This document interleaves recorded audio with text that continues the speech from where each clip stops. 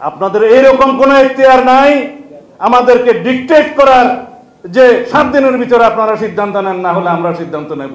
আপনারা বলেছেন 11 তারিখ পর্যন্ত আলটিমেটাম কারা দিচ্ছেন? সরকারকে। তো সরকার তো আপনাদের পক্ষেই সুপারিশ দিয়েছে, জাতীয় ঐকমত্য কমিশন তো আপনারা যা আছেন তাই দিয়েছে, সেজন্য আপনারা তার সাথে সুর মিলিয়ে তাই কথা বলছেন। সুতরাং সংগ্রামটা, আলটিমেটামটা কাকে দিচ্ছেন? আর সরকারের উদ্দেশ্যে বলতে চাচ্ছি যে আমরা মনে করেছিলাম জাতীয় ঐকমত্য কমিশন রেফারির ভূমিকা পালন করবে। আমরা মনে করেছিলাম এটা অন্তর্বর্তীকালীন সরকার অত্যন্ত নিরপেক্ষভাবে তার দায়িত্ব পালন করবে। তত্ত্বাবধায়ক সরকার যে জন্য প্রতিষ্ঠিত হয়, একটি নিরপেক্ষ, সুষ্ঠু এবং গ্রহণযোগ্য নির্বাচন অনুষ্ঠানের জন্য, সেই দায়িত্ব আপনারা পালন করবেন। অথচ এখন আপনারা রেফারি হয়ে হাত দিয়ে একটা গুল দিয়ে দিয়েছেন। এখন বলছে রাজনৈতিক দলগুলোকে সিদ্ধান্ত নিতে হবে 7 দিনের মধ্যে, নাইলে আমরা সিদ্ধান্ত নেব।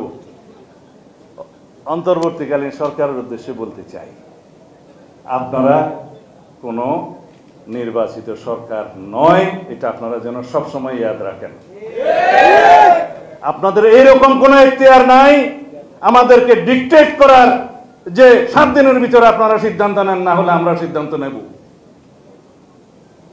এত শক্তি প্রদর্শন আপনাদের বোধহয় মানায় না। গণতান্ত্রিকভাবে আপনারা নিরপেক্ষতার সাথে আগামী দিনের একটি সুষ্ঠু সুন্দর নির্বাচন অনুষ্ঠানের জন্য সকল যাবতীয় কর্মকাণ্ড করেন।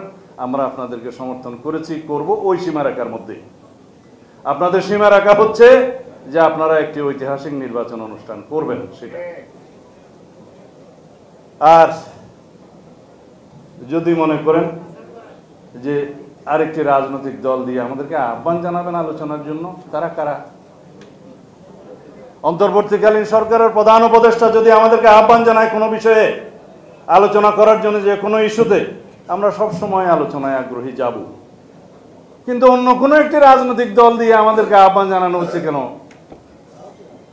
আমরা রাজনৈতিক যোগাযোগ সকল রাজনৈতিক দলের সাথে রাখি, সেটা এনসিপি হোক, জামাত ইসলাম হোক, অন্যান্য পার্টি হোক, সবার সাথে আমরা গণতান্ত্রিক কালচার হিসেবে রাজনৈতিক যোগাযোগ এবং আলাপ আলোচনা সম্পর্ক রাখব। কিন্তু কোনো বিষয়ে আলোচনা করার জন্য কোনো রেফারির ভূমিকায় কোনো দলকে আপনারা আহ্বান জানাবেন ইনডাইরেক্টলি, সেটা বোধহয় সঠিক হচ্ছে না।